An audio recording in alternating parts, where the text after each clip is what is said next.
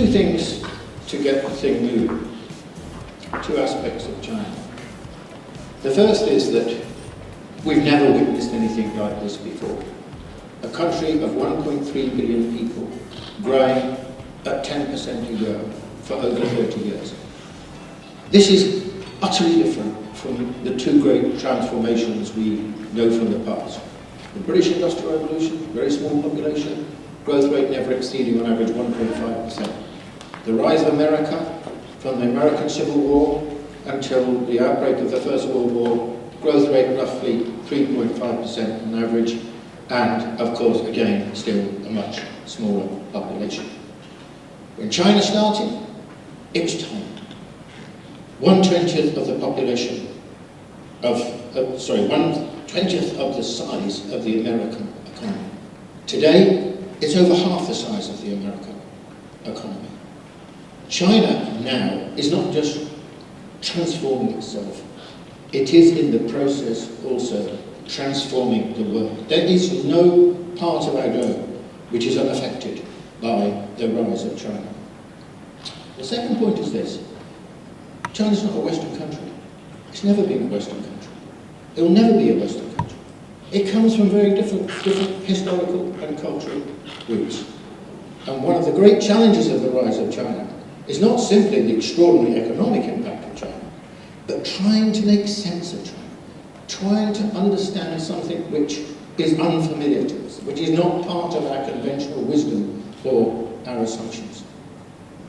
Now, the two themes I want to weave into this talk are firstly China's economic rise and its implications, which is what I'm going to start with, and the second thing is China's this specificity, this uniqueness, this difference that is China.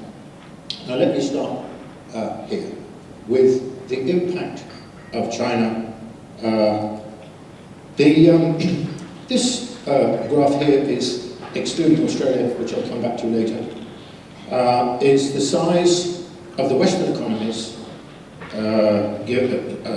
starting at naught at the eve of the financial crisis, and their size a year or so back. And you'll see that most of the economies are still smaller than they were on the eve of the financial crisis. Or virtually all the European economies are smaller than they were then, for example. Now, superimpose on that what's happened to China over the same period. The Chinese economy is now something over 40% of the size it was on the eve of the financial crisis. So what we're seeing since the outbreak of the financial crisis, often not really grasped because the big picture often gets confused and hidden by a very short-term mentality in the media, and often, too often in business and in market talk and so on, which is, Chinese growth rates fall and so on. Keep the big picture in mind, because the big picture is really what matters here. And the first implication of China's rise and the Western difficulties is the shift in the centre of gravity from, in particular, the American economy to the Chinese economy. On the before the financial crisis, the generally sort of most accepted projection of when the Chinese economy would overtake the size of the American economy was something like 2027. This was the Goldman Sachs projection in 2007. Now, the projection is 2018. I mean, of course, it depends exactly how you measure these things. There are different estimates and so on. Depends on whether you use PPP or exchange rates. But there's a general consensus that it's now very imminent. And the consequence of this, and this is a consequence, essentially, its acceleration of the financial crisis. All these red lines are where China's already overtaken the United States. The blue lines are what lies in the future. The purple line is 2018, and when the Chinese economy is likely to overtake the American economy in size. Although some people argue that this moment has already happened. Now, I would suggest to you that actually what has begun to happen is just the beginnings of the process, but what has begun to happen is that the Chinese economy is becoming a more influential shaper of the global economy, of globalization, than the United States. And there are three respects I'd like to draw your attention to in making this kind of statement. The first is that China has, as you know, an enormous trade footprint. It is the second biggest importer in the world, about to be the biggest, and the largest exporter in the world. And you know what a huge importer is in China, because it is what has transformed your economy over the last 10 years. China is a huge consumer of raw materials because A, it needs them, and B, it's very resource poor itself. But it's also a huge trade, a huge export as well. I don't know whether you can read these, I would like to think you can, but I just want to draw your attention to this table because it is most extraordinary. This is the percentage share of different countries trade with China as part of their overall trade.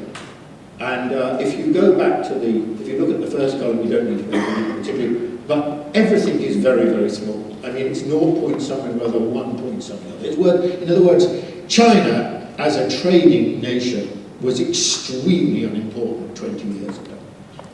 Australia, interestingly, is already slightly ahead of the game, not ahead of all the East Asian countries, it's behind some, but it's ahead, for example, of the United States on 3.7%, but still very, very small.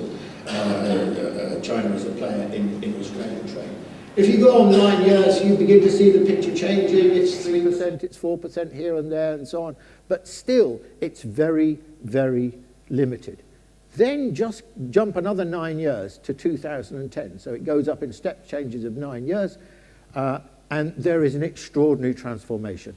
Best illustrated by the fact that all the countries that are horizontal lines are colored green now count China as their biggest trading partner. 20 years ago, there probably wasn't a single country in the world, maybe, I don't know, Cambodia, Laos, something like that on the borders of China, but hardly any countries, if any at all. Today, all around the world, I mean, this is the first group of countries in Latin America, Brazil, Argentina, Chile, Venezuela, all count China as their biggest trading partner. United States, similarly. Russia, Pakistan, India, South Africa, Egypt, all count China as their biggest trading partner. Saudi Arabia, Japan, South Korea, not surprising about these, Taiwan, Thailand, Malaysia, and of course, Australia. Australia on, as a percentage of its total trade, 10%. Now imagine what the situation is going to be like 10 years down the road. I mean, Chinese exports will not carry on growing at their present rate, but so many countries around the world will count China as their biggest trading partner. Now, that's one area, trade. But look at finance. As we know, China has become a very potent financial power because of its huge surpluses, trade surpluses, because of its huge surpluses on its current account, and also surpluses on the government account.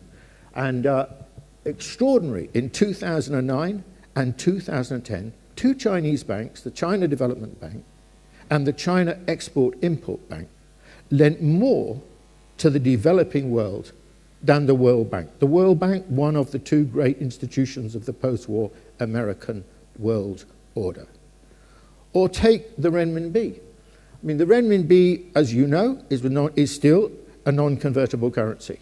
Until the autumn of 2008, it was not possible to get hold of the renminbi basically outside China. Then the Chinese began to change the situation. They made it available offshore through Hong Kong. And now they've been encouraging this process because they've decided to test the waters and enable the renminbi to become a currency which is used in the settlement of trade. The HSBC has estimated, I think it's personally a bit on the optimistic side, but that between 2013 and 2015, half of China's trade with the developing world, half its trade is with the developing world, will be paid for with the renminbi.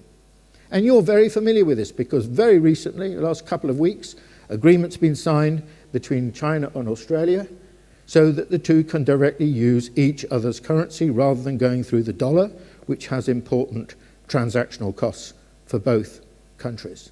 The renminbi is on the rise, and within 10 years, I would suggest, it will be one of the dominant trading currencies in the world, and sooner or later, maybe not so soon, but let's say a decade or so, I think the Chinese will make the renminbi convertible.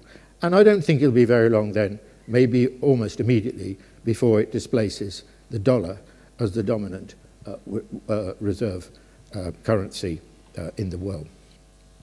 Now that sums up, I think, what's happening following the global financial crisis, which has accelerated, relatively speaking, the rise of China vis-a-vis the Western economies. Now, I just want to push the boat out a bit further and draw your attention to these statistics, which a very good Chinese economist, Hu Hongong, at Tsinghua University has constructed. And they're just, I just want to illustrate, make a couple of points in relationship to them. If you look at China, which is in red, third country down, and look at its historical movement in terms of its share of global GDP.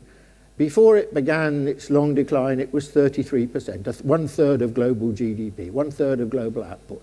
And then it begins this long period, which the Chinese understandably call the century of humiliation, where it declines rapidly to 4.6, and then it begins to turn the corner, and especially after 1978, and starts to rise. And compare China's fortunes with America, for example. America, only 1.8% in 1820, but then a relatively meteoric rise, especially after 1913, and you have America peaking as a proportion of global GDP at 27.3%.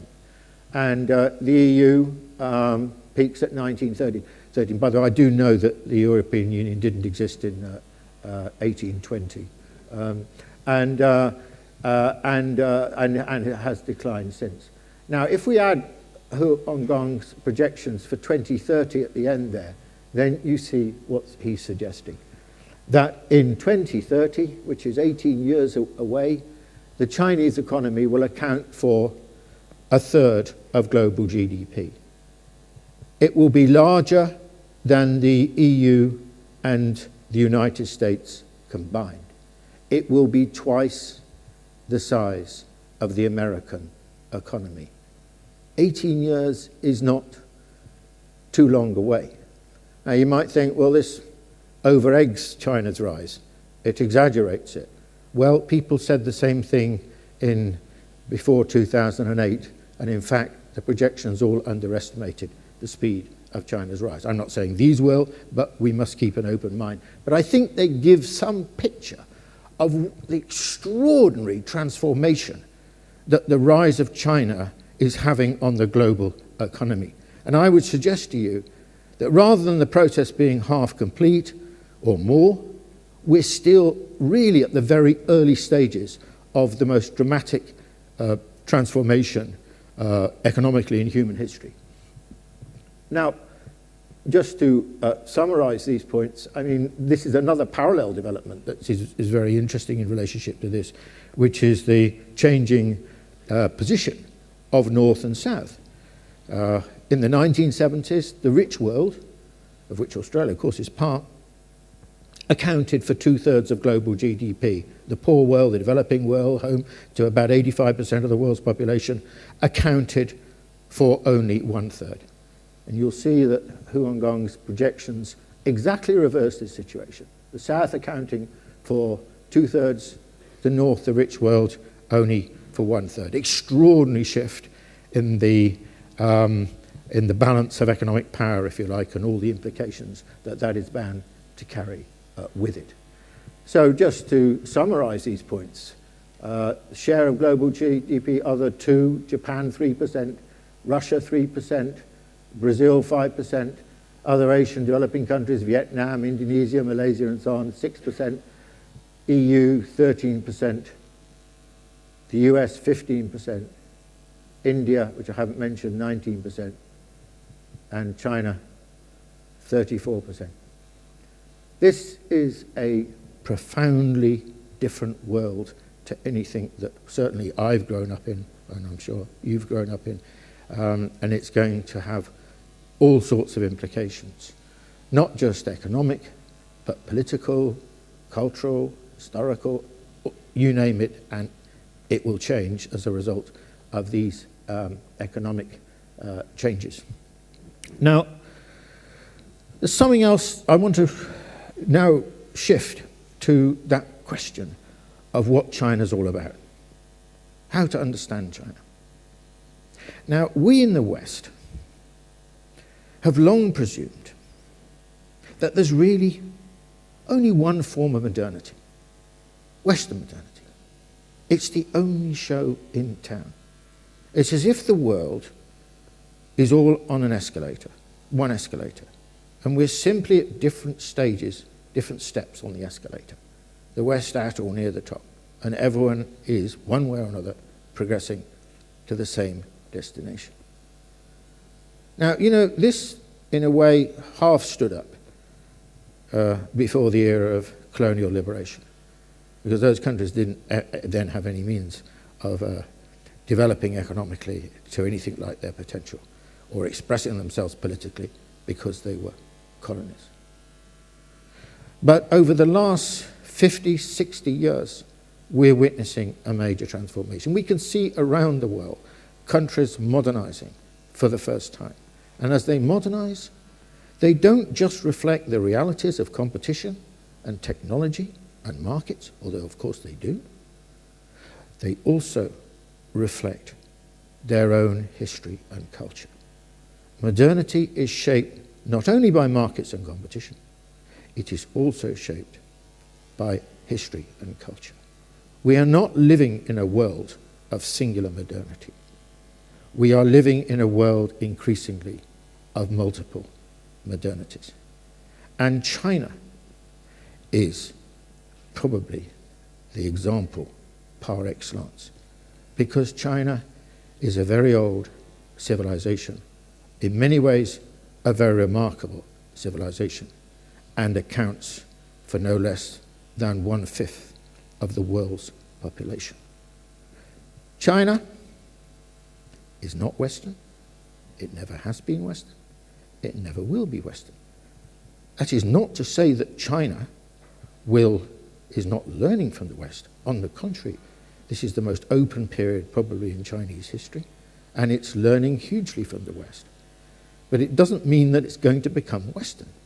It's, if you like, has to some extent what one might describe as a hybrid modernity, in which its fundamental Chinese characteristics are adapting and learning from outside influences, both in the West and in East Asia. Now, the other point I want to make here is this.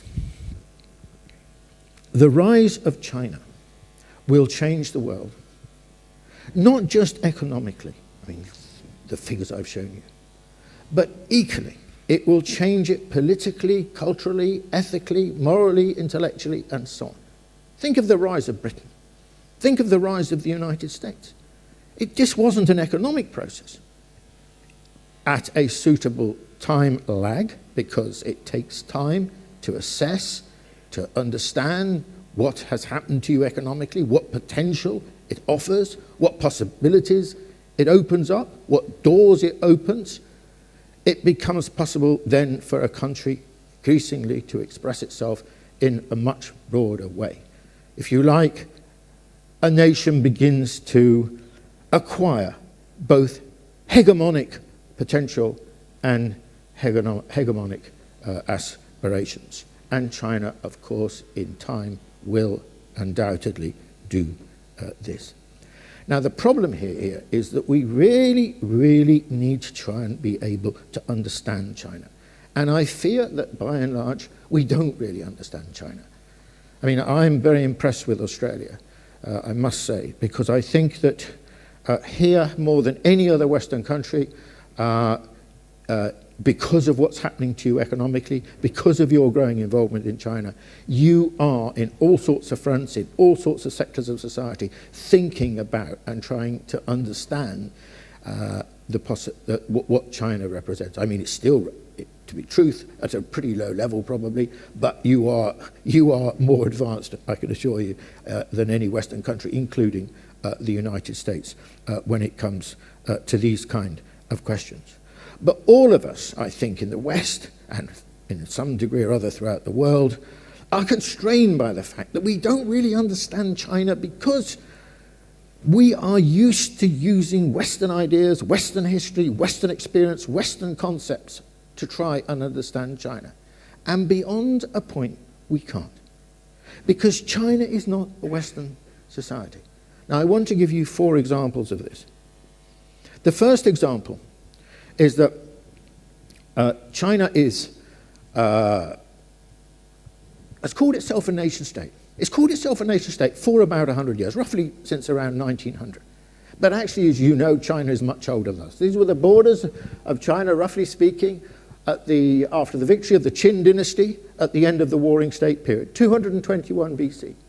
Or the subsequent dynasty, which lasted a lot longer, the Han, still over 2,000 years ago. And you can already see the Han dynasty beginning to acquire the borders of present-day China, at least the eastern half of China, excluding the northeast. The southern line, the southern red line, is the border of modern of China today. So clearly, China is not just the last 100 years. So what was it before that? Chinese civilization? Essentially, China was a civilization state. And here you have an extraordinary feature of China compared with Western countries. The sense for the Chinese of who they are, of what it means to be Chinese, of what China is derived not from the last 100 years, essentially, of being a nation state, but the last 2,000 years of civilization. Very unusual conception of the relationship between state and society. This is very old. This is not new. This is very old. Unusual conception of the family. Confucian values. Social customs like ancestral worship. Social relationships, which Ed was referring to, like Guanxi, the importance of relationships in society. Chinese food. Traditional Chinese medicine. All of these are a function of China as a civilization. I like to think of China as a country constituted on the basis of civilization, and Western nations as countries constituted on the basis of nation. So I think of China, yes, as a nation state and a civilization state, but primarily as a civilization state. A civilization state for 3 reasons. 1, sheer historic longevity, over 2,000 years, in some ways much older than that. Secondly, most unusual when it comes to civilizations, unusual coincidence between political borders for a long period and the civilization. And thirdly, of course, its sheer scale. China, 1/5 of the world's population. Those 4 provinces between them have a population larger than that of the United States. Those 9 provinces, each of them has a population as large or larger than that of the UK or France. And, of course, being such a huge country, we often forget the sheer diversity, the sheer pluralism, the disparities in China. That's the richest province, Shanghai, Gansu, one of the poorest provinces. But it's not just economically, it's also culturally, politically, and so on. There are many variations. And holding China together, keeping it together, is an extraordinarily difficult act. Have you ever thought of that? I mean, you know, China's in many ways an anachronism. I mean, you look at the map, where did all the other empires go? They've all gone. But not the Chinese empire. China is today a result of its expansion over a very, very long historical period. And keeping a country of that size together, think of the centrifugal forces involved in it. Very, very difficult. So this is a country which we often think of as highly centralized, but it's in many ways also not centralized. It's not possible to run this country like a nation state. It has always been, in many ways, quite decentralized. Provincial governments have a great deal of power. The biggest ones, much more power than the great majority of nation states in the world. So what does this mean? Very briefly, what does it mean to be a civilization state? I'll give you two examples. Think of Europe and think of China. What's the default mode of Europe? The default mode of Europe is that 2,000 years ago, Europe was united in the Holy Roman Empire. What happened over the next 2,000 years? It fragmented. It broke up. Default mode today, division into lots of different nation states. China? China went in exactly the opposite direction. 2,000 years ago, it began the process of its unification. And ever since, for 2,000 years, the default mode of China has been its unified character. But it's extremely difficult to keep the thing together. The centrifugal forces have been so powerful. And this is why, for the Chinese, when it comes to governance, the priorities not just of the government, but also of the average Chinese, they understand this deeply and very well. It is unity, it is order, it is stability, because they know at great cost what the alternative has been. Or take another example about what it means as China as a civilization state. You remember the handover of Hong Kong from the old colonial power Britain to China in 1997. You may recall that the Chinese offer was one country, two systems, and I'm sure, you know, the British did not understand what the hell the Chinese were on about. I didn't really understand what the hell the Chinese were on about. I think the general Western view was probably, well, when China gets its hands on Hong Kong, it'll just be like the rest of China. Why do we think? Well, look at Hong Kong today. 16 years, 15, 16 years later. Wrong. We were wrong. We were wrong. Hong Kong today is as different from the rest of China as it was at the time of the handover. So why did we get it so wrong? Because we are nation states. We think with the logic, the mind of a nation state. Of course we do. Take German unification at the end, after 1989 and the fall of the Berlin Wall. What happened? Well, Germany was unified on the basis of West Germany. East Germany disappeared. One nation, one system. It is the logic of a nation state. But China isn't primarily a nation state. It's primarily a civilization state. The idea of one country, two systems comes absolutely out of Chinese history and Chinese experience. One civilization, several systems. When Taiwan, as I think it will, accepts the idea that it should be part of China, that it's its best solution, which I think it will be its best solution for its future, should accept Chinese sovereignty in the manner of Hong Kong, I think the Chinese offer will be like this. You can keep your electoral system. You can keep your multi-party system. You can even, up to a point, keep your armed forces. Because what matters to the Chinese is not the system, but in principle the acceptance of sovereignty. So here you have a very interesting difference between the Western way of looking at sovereignty and the Chinese way. For the Western meaning of sovereignty has much wider meaning. It means both sovereign control and it also means one system. For the Chinese, it just means sovereign control. And if you raise your eyes to the future, think of it like this. What's the world going to be like when the dominant country at its heart is not really a nation state, but is a civilization state? I would suggest that the implications of this, historically in the future, will be very profound. And there are other countries, you know, that are not really conventional nation states in the way, just like China. I wouldn't say they're civilizations, but think of India or Iran or Turkey. You know, there's a wonderful quote from a book by Lucian Pye, a really fine scholar in my opinion of China, MIT. He's dead now. He died a few years ago. And Lucian Pye said, China is a civilization pretending to be a nation, forced by its own weakness at the end of the 19th century to adapt to the European-inspired norms of the international system. And we will witness over the next century the breakout from that dominance, the breakout from that system. And China will be absolutely central to this process. So there's one point to think about. China as a civilization state, very, very different. And the implications are far-reaching. Do you know the Chinese have a very different conception of race and ethnicity to what we are familiar with in the West? I haven't got time to talk about it.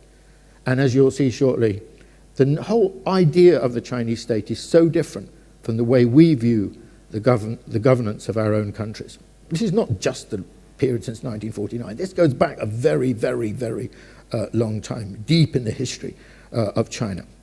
Now, the second point I want to make briefly is about the characteristics of Chinese society, the characteristics of Chinese culture. You know, often I read, well, you know, as China modernizes, it'll go in for Western kind of individualism. And there is some truth in this. There is no question that everything in China now is being reworked. All the social relationships are being reworked by the most breathtaking, breakneck process of modernization the world has ever seen. But I don't think it'll just become like us in that sense. Why?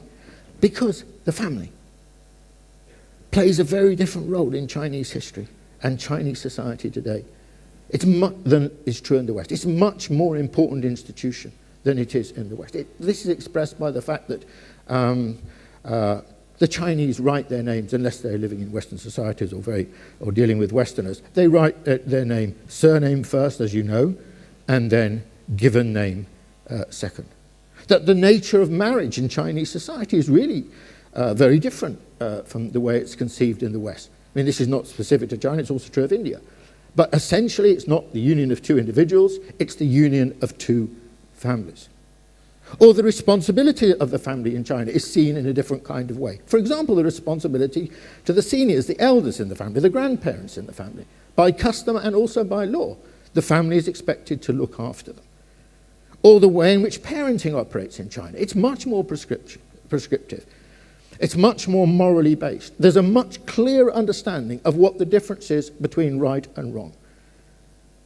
And you will know from the debate on the edges of what we've seen about why do Chinese kids do very well at school, in their exams and so on. And behind this is undoubtedly Chinese parents. Absolutely key, rooted in a certain kind of Chinese culture. Or finally, just take the question that actually it's a very different kind of culture, because our culture is a guilt-based culture.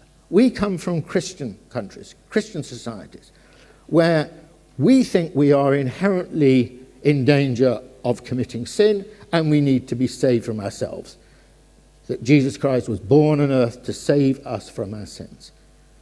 The Chinese, like the Japanese, like the Koreans, for example, think very differently.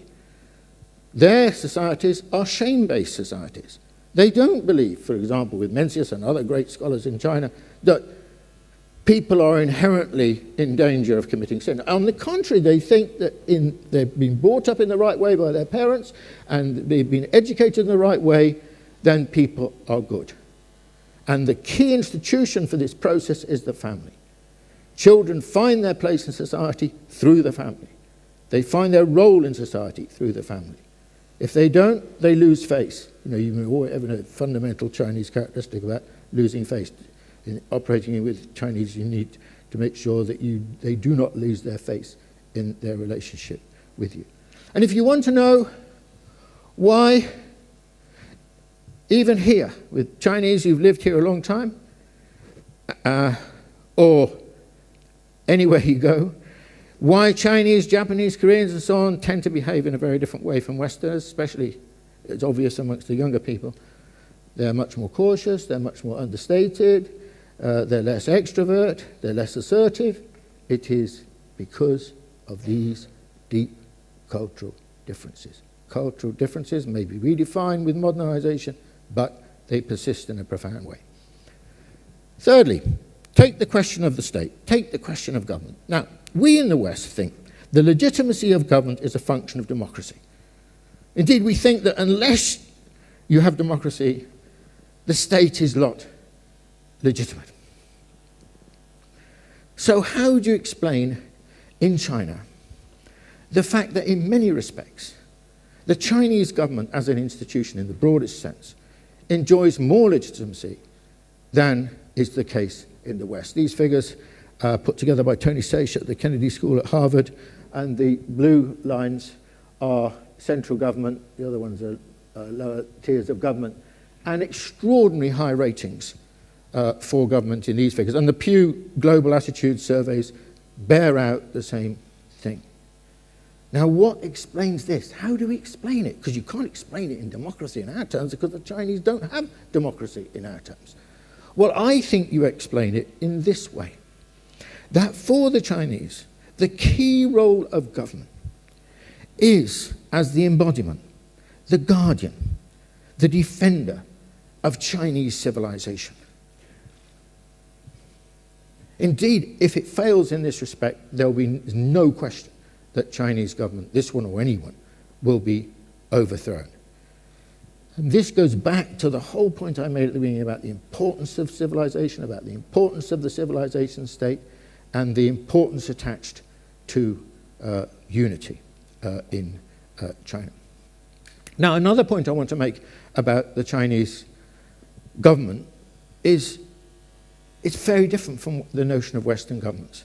We see Western governments here in Australia, no question, in essentially instrumentalist and utilitarian terms. What can it do for me? Now, the Chinese don't see government in that kind of way. Historically, Confucius saw government as modelled on the family. The emperor had to take on the role of the father, patriarchal society. So for the Chinese, government is not some kind of external agency, but is something which is sort of, they view with obviously, in familial terms, with a great deal of intimacy. Now, this is so different from our own tradition. And my third point about the state, about the Chinese state, is this. The Chinese also attach great importance to the competence of government. Governance in China, in my experience, is highly competent, much more competent than is true in Western societies. In fact, we never talk really about competence, especially in the last 30, 40 years of neoliberalism, where the question was, privatize or mimic the market. That question's more or less been off the agenda, although I can see it's beginning just to return to the agenda now. China's very, very different. As my friend Pan Wei at Peking University has argued, whereas for democracy is crucial to the Western way of seeing government, competence, or rather meritocracy, is crucial for the Chinese way of seeing things. My fourth example, I could go on, but my fourth example brings me closer to Australia. The fourth example I want to take is the question of how the Chinese see the question of their role in the world, or how historically it's evolved. Often, there's a lot of rather ill-informed talk about China. I mean, that China, its relationship with Africa is a version of colonialism. Actually, the interesting thing about China, is that it basically never colonized. It had never had any kind of overseas empire. It did territorially move, it did add territory across the continent, especially during the Qing dynasty from the mid-17th century for about the next century. But, for example, it never colonized Southeast Asia. It had the ships, it had the resources, it had the money, it had the logistics, but it didn't colonize Southeast Asia.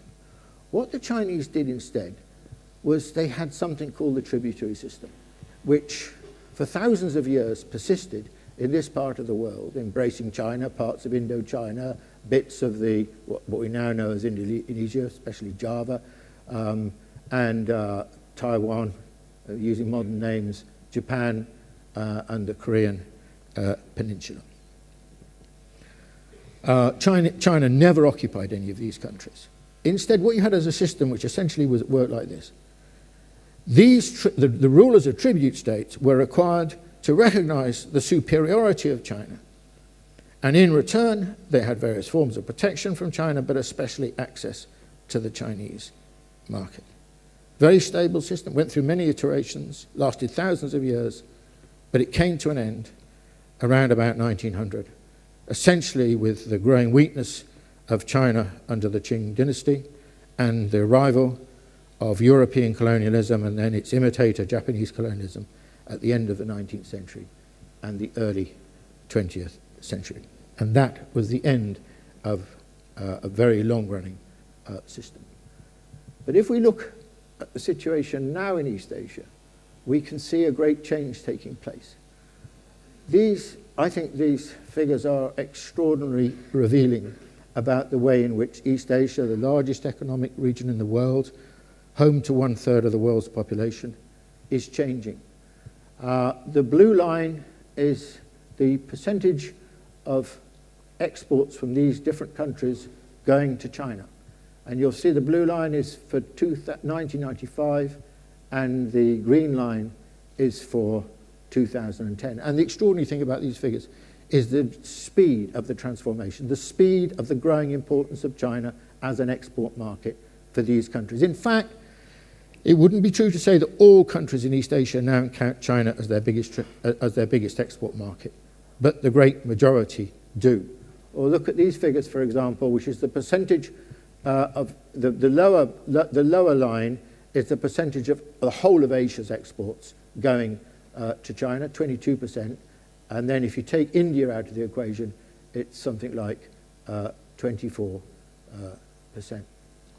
Now, what I would argue is happening, or is in the process of happening, is East Asia is being reconstructed. The result of this will be some kind of new interstate system in East Asia. I don't know what exactly it's going to be like. I would suggest to you that it would probably have little sort of echoes of the tributary system, but only echoes of the tributary system. But the system will, in this region, become increasingly China-centric. It seems to me that is more or less inevitable. And what we're talking about here is not simply a trading relationship. Think of it in other terms. Think of it in terms of capital movements in the region. I mean, China's going to become, it's just already beginning to export large amounts of capital, is going to export huge amounts of capital. Or think of it in terms of the renminbi. I mean, this part of the world is going to become, in effect, a renminbi zone, a renminbi currency zone, where the renminbi will be the dominant currency of trade within this region. Now, of course, as we know, the United States has been uncomfortable about this development. That is the region for the Asian pivot. Uncomfortable at the rise of China in the region, uncomfortable about its own loss of influence in the region. Hence, the Asian pivot starting in 2010. Now, in my view, the Asian pivot is destined to fail, And the reason it's destined to fail is because it doesn't grasp, essentially, the reason for China's rise. The reason for China's rise in the region is not military. I mean, there's the military expenditure of the United States on the right-hand side, and there you can see third on from the left is China's military expenditure, increasing but a pale shadow of America's military expenditure. In the region, China is still very weak, stronger than it was, but very weak compared with the United States. Now, the Asian pivot is essentially a military pivot. First and foremost, it's a military pivot to strengthen its alliances in the region with its allies, and secondly, the deployment of new weapon systems. But that is not the reason for China's rise. What is the reason for China's rise? It is China's economic dynamism.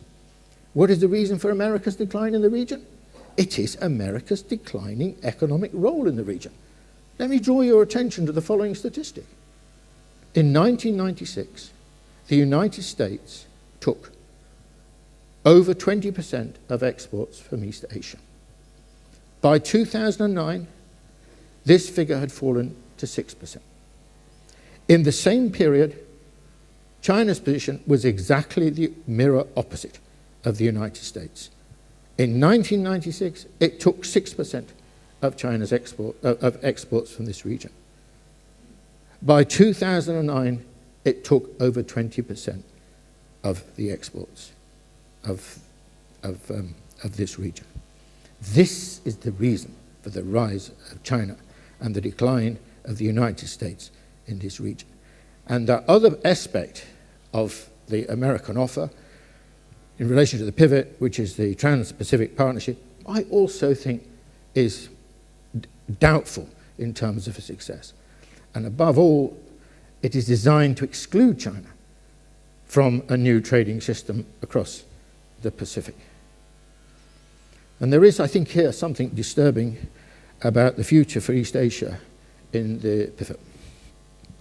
And that is, it's difficult to think of a better word to describe it other than seeking to contain the rise of China, a strategy of containment.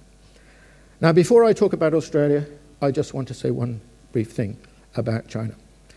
Don't expect China, as a great power, to be a clone of the West. Don't expect it to be like the United States. Why? Because I think China's conception of its place in the world is very different from that of the United States, very different from that of Britain beforehand. Why?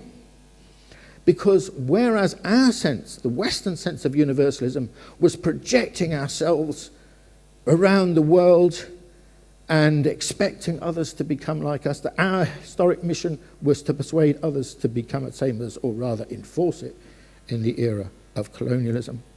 The Chinese view of universalism has always been profoundly different. The Chinese view of universalism, it did believe it was universal, but it didn't believe universalism meant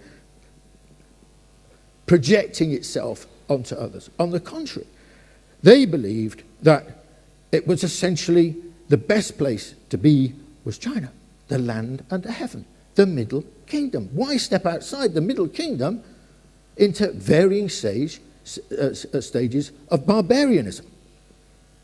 So for the Chinese, their notion of universalism was essentially a stay-at-home universalism. That's why they never colonized. That is why they didn't colonize. And I don't see any really strong argument why that should change. And there's another reason why the Chinese stayed at home. And that is, if you're running 1/5 of the world's population, that's a different matter than running a little old island like Britain, or even a largest but still limited sized country like the United States of 300 million. It's extremely complicated, extremely demanding. And so Chinese leaders, since time immemorial, including Xi Jinping, when he sits down and works out what he's going to do for the day, I tell you, overwhelmingly his agenda is occupied by domestic Chinese questions rather than foreign questions. So I don't think that China as a global power will be, another example of the United States. I think whereas for the West, sort of political and military modes have been very important in expansion, for the Chinese, I think the equivalent will be economic. It'll be hugely economically powerful, much more powerful, relatively speaking, than the United States has ever been, economic and cultural. Okay, now this brings me to the subject of Australia. I already said that the debate here is a fascinating debate. And I think for people like me and in the Western world, very, very important debate. Now, over the last 10 to 20 years, your economy has been transformed by the rise of demand from China. I mean, the grey line there is the rising proportion of Australian exports going to China. By 2010, just over 25%. And overwhelmingly the reason is that yellow block of space, which of course is minerals. Now, the debate about Australia's relationship with Asia started in the 80s and especially the 1990s. But of course, the whole context has been transformed by the rise of China. I mean, I have no question in my mind, you are lucky. You are lucky to be so close and geographically and so rich geologically in what the ancient Asian mainland, but especially China, requires. This is a hugely important historic moment for Australia. I would describe Australia in this sense as no longer a Western economy. you are the only economy in the West that, since the global financial crisis, has not had a recession. Why? Because already the movements of your economy are more influenced by what happens in China than what happens in any Western economy, including the United States. Now, I think that this is really a really important historic moment for Australia. You are only at the beginning of this journey. I emphasize, you are only at the beginning of this journey. Imagine what Australia's relationship with China and the mainland of Asia might be like in 2030, in 20 years' time. Remember the figures I gave? China responsible for 1/3 of global GDP. It's an historic moment because Australia, ever since the late 18th century, has been overwhelmingly and fundamentally orientated to the West, starting in particular, obviously, with Britain, but later, especially since the 1940s, with the United States. And that situation now is going through, it seems to me, a very profound change. And this is also a historic moment because what is going to happen to Australia is not just going to be economic. I mean, you are going to have to negotiate and adapt to and find some medium, some, what should we say, engagement with China, not just economically or the Chinese economically, but also you will inevitably come under growing influence, and I don't mean that in a sense of a threat, with Chinese ways of doing things, be it Chinese food or Chinese ideas, Chinese thinking, Chinese relationships, or the Chinese government, Chinese state. You're doing this already. You have to do this already. I mean, the negotiations with Rio Tinto and all that kind of thing and all the problems and so on are all part of this question. Now, so far, it seems to me, the limit of the Australian relationship with China has been that, and I understand this, has been a tendency to draw lines, to compartmentalize. So there you have the economy and business, and this is a great opportunity. And on the other hand, we are a Western country, and we want to carry on being a Western country, and that's how things should stay. I would say this is, in the longer run, and perfectly understandable in the short run, an unsustainable position. It will not be like that. You will come under the growing influence of China. Look, in the era of the West, every country in the world did what? It was obliged to Westernize. It was everywhere in the world was obliged to Westernize. And inevitably, Australia will be in that relation. Nothing to fear. In fact, it might well enrich, in many respects, Australia. You could become, actually, in some ways, quite a unique society. But I think that's the process that will take place. But in some senses, I don't think... So I think that's for the longer run. It's for, well, the debate needs to start now, but it's going to take a lot of discussion and a lot of thinking and a lot of exploration to find the way forward in all sorts of ways in relationship to these kind of questions. But there's one area which I think is much more urgent, and that concerns the issue of security. Now, when the Asian pivot was announced, I think the reaction of Australia was essentially this: America is our ally, China is our good friend. So what did Australia do? It supported the pivot. It supported the pivot. Now here I think there is a problem. And the problem is this. East Asia looks stable now, perhaps, but I don't think we can bank on it for the future. East Asia historically has been dominated in security terms by the United States, increasingly now economically by China, and inevitably that's going to have ramifications. Now, Australia has a deep interest in avoiding serious conflict in this region, growing tensions between China and the United States. Partly for reasons of sentiment and history, its relationship with the United States. Also for reasons of economy in particular, it has a great interest in maintaining good relations with China. In fact, Australia is more dependent on China than China is on Australia. China can find other sources for its raw materials if need be. So here I think it's not good enough. It's not good enough for Australia to think of itself or carry on thinking in the way historically it's thought since the 1940s, which is we are an ally of the United States, we rely on the United States, we trust the United States, we will do the bidding of the United States, full stop. Australia, I think, has to find a voice of its own.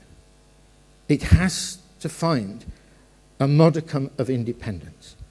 It needs to speak with a distinctive voice. It doesn't need to abandon its relationship with the United States. The alliance with the United States, I think, will and should remain for Australians. But Australia has a different interest in relationship to this region to that of the United States.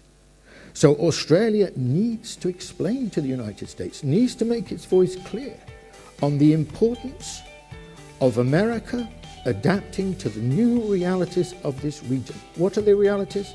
America can no longer assume primacy in this region. It has to share this primacy with China. After all, this is China's backyard.